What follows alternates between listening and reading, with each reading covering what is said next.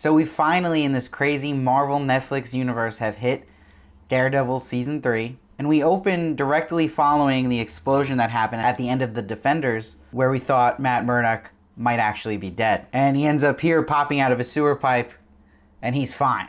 So, of course, to have the show Daredevil, we all have to assume he would make it out alive. So no shocker there. But when he's laying out in this field, I really like how it shifts from night to day, and the camera starts coming out of focus from his perspective, already giving a hint that something's wrong with his senses, and him laying down showing his right ear. And a stranger finds him and he asks to be brought to Father Lantom. And in his bed from his childhood at this orphanage is where he ends up, and he's immediately thinking of Elektra, because Elektra was with him, remember, when the explosion happened in the Defenders, and we have no idea where she is. Which was perfect here that they mentioned her, so that didn't loom over everyone's head, like that they wouldn't acknowledge that. But the way they did it's great, because they set up that they could just leave that be for now, because Elektra definitely needs a break from the screen. She already took over Season 2 of Daredevil, and then had so much in the Defenders. I don't have a problem with Elektra, it's just, we need to freshen it up a bit. We don't need it overcrowded this season of Daredevil. So we see he falls over, he can't hear out of his right ear. But what I found strange here was when he was saying, I can't see, like he did as a kid when he lost his vision. But I don't understand his reaction, he's always been blind. So I thought that was kind of a strange choice to have that. I think it was just for the purpose of it being artsy to cut to the intro. But I thought that felt out of character. But we see here, when Father Lantom visits him bedside, he's resistant to confession. So already we're seeing this isn't the Matthew we once knew. And he's resistant to the father talking about it being a miracle that he's alive. And he's putting optimism on a really bad situation. And Matt Murdock would usually embrace these things and try to think in the optimistic way, but he's very pessimistic here and doesn't want to even hear about it, telling the father to put it to rest. So then we get introduced to Sister Maggie here, and she is awesome. She perfectly balances being tough on Matt Murdock and still so likable, and making you understand where she's coming from. And I thought this actress portrayed this excellent, and it was perfectly cast. And what I thought was interesting here was Maggie hinting at Matt, him faking his blindness, which comes back to a line Karen says later in the episode that's in a flashback of her hinting and asking if Matt was faking his blindness. I thought that was very interesting they kept bringing that up in this episode. If you guys have any theories on that and why that was such a focus, please let me know. So Matt says to Maggie there's no one he can call. And this is showing he still has that Matt inside of him that protects his friends and doesn't want them involved in this life. And it cuts perfectly then to a scene of Karen. And Karen appears at Matt's apartment and knocks on the door like someone's going to open it, showing her holding out to that little hope that Matt is alive. And what was cool is her walking through this apartment, they show important scenes we didn't really get to see of her reaction in full to him being Daredevil. And he explains to her how he can sense things about her, that he is blind, but his other senses can feel what she's been drinking, what she's been thinking about eating. And Karen has a more rational response to this news than Foggy did, saying, I should be angry at you, but I watched you fight for me twice, actually. How can I be this mad at someone who saved my life? And Matt says back to this because your friend broke your trust, which is true also, but Karen was more understanding of the fact that he has a duty, this is his life, and he's still protecting them, and it wasn't all out of bad, which Foggy at first had real trouble understanding. He had a crazy reaction to me. So it already shows that maturity level of Karen as a person. Karen's like, you think I would judge you being the Daredevil? I didn't judge Frank Castle. And Matt comes back with, well, maybe you should judge Frank. He is a killer. I am not. And Karen says the line, you don't know what motivates people to do what they do. This is huge because this is also not only referencing her understanding of the Punisher, but remember back in season 1, she killed Wilson Fisk's right-hand man, and she's still not told anyone about that? That is huge. So Karen is a killer. She comes from that place, and she has secrets of her own. And that's the most interesting thing about her character. They've kind of hid that along here and seen what she becomes. Because she clearly has a different set of beliefs than Matt, which leans more towards Frank Castle's views. And I also love that Daredevil and Frank Castle also don't realize they're basically fighting over the same woman in a way, and fighting over different moral beliefs. And it's great because Matt does this classic thing where he's like, I will never lie to you again. It's over. I'll never be Daredevil again. But we know in the Defenders he ends up being Daredevil again. So this was just him lying to her face again. And Karen has some great dialogue here too, where she's saying his obsession with saving the city in this Daredevil gig is like the excuse they made for him in being an alcoholic and being a drug addict. It's the same behavior. And it's true. He is addicted to this life. And it connects wonderfully to how this episode ends, where he's already, later on in the episode, pushing himself when he's not even at 100% to get back on the streets, when he's really jumping the gun. But that's how addicted he is to that life and protecting and being a hero. So that was a good setup there and really worked with the whole theme of this episode. And he's like, I don't need him to be a part of me anymore. I don't want him to be. And it sounds like a drug addict talking about them being done with the drug they're doing. And she's like in the position of a wife of an alcoholic. But she is the line where she goes, not so sure Daredevil is the problem. And he literally says, ouch. Great writing here. Again, just shows Karen is super smart and she has a great instinct on things. And reading right through Matt. That he's now blaming it on Daredevil, all his issues, but these are really Matt issues. So you're already seeing the writing of this episode is better than any of the season 2s we've seen recently of Jessica Jones, Luke Cage, and Iron Fist. This is top notch, and Daredevil has always been a step above all these other series in this universe because of it. So we find out Matt's being evicted back in present time, and Karen wants Foggy to help her protect it and keep the apartment under Matt's name. And Foggy's telling Karen, face the facts, you're a journalist, Matt is dead. And Karen still feels he's not dead, and she says to Foggy, again, showing how great of an intuition her character always has. Now I love the next shot we get of Matt in his wheelchair going down the hallway in the basement of this orphanage. And getting these shots from his angle, making us feel his blindness and his loss of hearing in his right ear.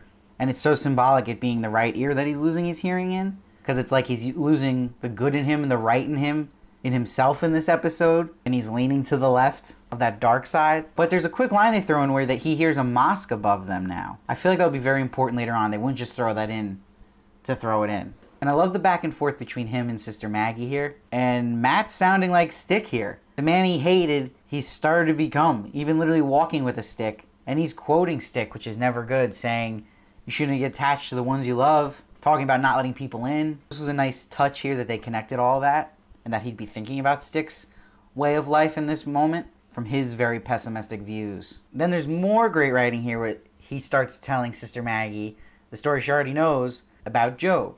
And how he was God's perfect servant. But God in cold blood murdered all his children. And Job still wouldn't curse him. Saying he related to Job and that's who he thought he was. But now he believes Job was a chicken. Basically saying he's thinking his former self was a chicken. He's like, I suffered willingly. But he's like, I bleed only for myself now. I'd rather die as the devil than live as Matt Murdock. So he's really going into the path of darkness this season.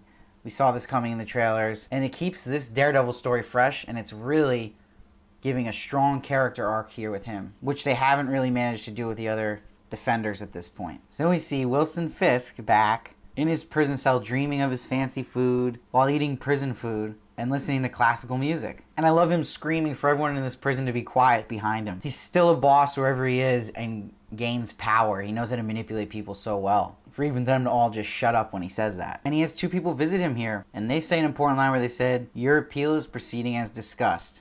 So this is now how we're leading to see, oh no, Wilson Fisk is going to get out of prison anytime now. But there's setbacks and they give him bad news saying that if Mariana comes back, she's going to be charged as an accessory. And Wilson Fisk wants none of that. He does not want the one he loves to suffer for his crimes. And this is his soft spot, going back to that theme of not letting people in. And this is Wilson Fisk's weakness as a villain.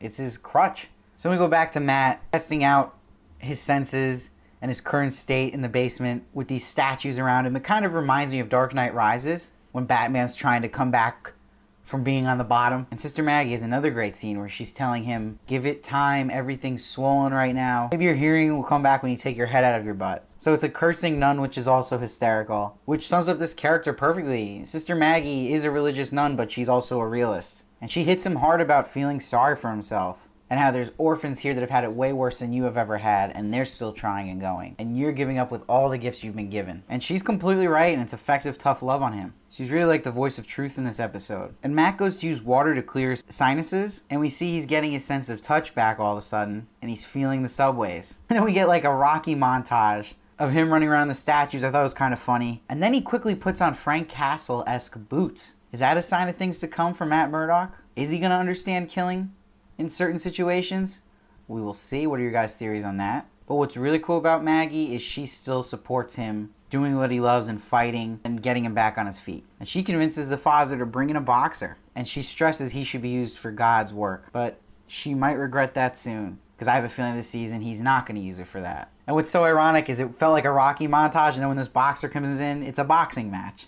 So they were clearly inspired there. And Daredevil and Punisher, what I love about them so much is they have the best action to me in any of these shows, because it's hand-to-hand combat, and it's not that unrealistic Luke Cage, Jessica Jones. I know they have superpowers where they're pushing people away, but it's not as pleasing to the eye to watch. You don't feel it as much. We're actually seeing these hits happen. It feels awesome, and it really worked even in this boxing scene. And it's awesome when the boxer hits him in his right ear again, and that ringing starts up, and that makes him vulnerable right there, and then the boxer proceeds to whip his butt. And really effective how they did the ringing sound in this scene. They did this whole episode a great job to make you feel how Matt was feeling in any given moment. And this is just showing how stubborn Matt is. He should know right there that he is nowhere near ready to hit the streets again. And Sister Maggie suggests to him, you want to go to Mass with me? And he's like, maybe next time. But he really ends up going to his church, which is being Daredevil. And he hits the streets already. I did not see this coming in episode 1. I thought that was pretty cool. It was unexpected. And what's great about Matt Murdock as a character is he has this religious conflict within him, this moral code, and it makes him such a complicated character. Basically, he's the superhero that's trying to keep a moral code while taking down evil. Very similar to Batman. And we get more great action here with him fighting these thugs. I love the punch in the rear view mirror. And he's kicking butt here, but after starting off really good, a couple hits and then we hear that ringing again, and he gets the crap beat out of him, just like what happened a moment ago with the boxer. And the scary moment was he gave his weapon to the thugs, and he's like, God forgive me. Which showing you he's about to fully give up, and he's really in the dumps still. And then he's also still thinking about God and asking for God's forgiveness. Again, showing how complicated of a character this is and why it works and keeps it so interesting. So thank God that cop car came, because it got him out of there basically and kind of woke him up. So then all of a sudden we meet a new character, FBI agent Ray Nadeem. We learn now his sister-in-law is cancer-free after 3.5 years, but he spent a lot of money and writing checks, we learn, saving her life. And he has a lot of anger he's talking about in this speech, just saying how health insurance kept denying her. And it really rubs his ego the wrong way when he talks to his son outside, and his son mentions his friend is having a party in his bowling alley in his basement. So Ray mentions a pool to keep his son happy and hopeful, but he knows deep down that's not happening anytime soon. And Ray's telling his wife he'll fix the situation they're in, and we see he brings a pistol to work. Now, you can't go too crazy about that because we know he's an FBI agent, so he would have this, but what else could he be plotting with that gun? It's good character building here and setup. You can already tell this guy's not a one-note character. They're giving him good backstory here, so we understand his motives. And it's already, to me, setting up an interesting storyline. He feels he's being denied advancement opportunities by his boss, but she says she's protecting him because he had bad credit scores. He's not allowed to be considered for review to be promoted until he fixes his finances. How much does that suck that for him to fix his finances, doesn't he have to get that money from his job, which is the job he's trying to be promoted for? Where's he supposed to get that money then? It really is that cruel corporate America setting people up for failure. And that highlights this well. And he even mentions to his boss his sister-in-law was sick for 3 years and he was paying for her. The boss doesn't really care. She says she's sorry about that, but she doesn't offer money or understanding for that. It's brutal. So you see he's in a bad situation and something unfortunate happening to him. She gives him a file, and it turns out being a file for Wilson Fisk. He meets Fisk at prison, and Fisk wants to make a deal that will involve helping his lover. So this was a solid ending. It got me really excited now for episode 2. This to me was a solid premiere episode and a breath of fresh air for this Marvel Universe on Netflix. Back to good writing and believable circumstances, and also great action. I'm giving this episode an 8.8. Has strong setup. It's a little slow at points, so it'll bring the score down a bit. Could have moved a little quicker, but it's really setting up a character study on Matt Murdock, which is the right way to go because he's such an interesting hero. And this is the darkest feel we've had yet in the show. It was a dark premiere, and it made me scared for things to come, which makes it all that more exciting. So I think this is going to be the best season of Daredevil to date. I loved season 2. It's going to be tough to beat, but we will see. Please comment below with your thoughts on this episode. I'd love to hear what you guys have to say about this.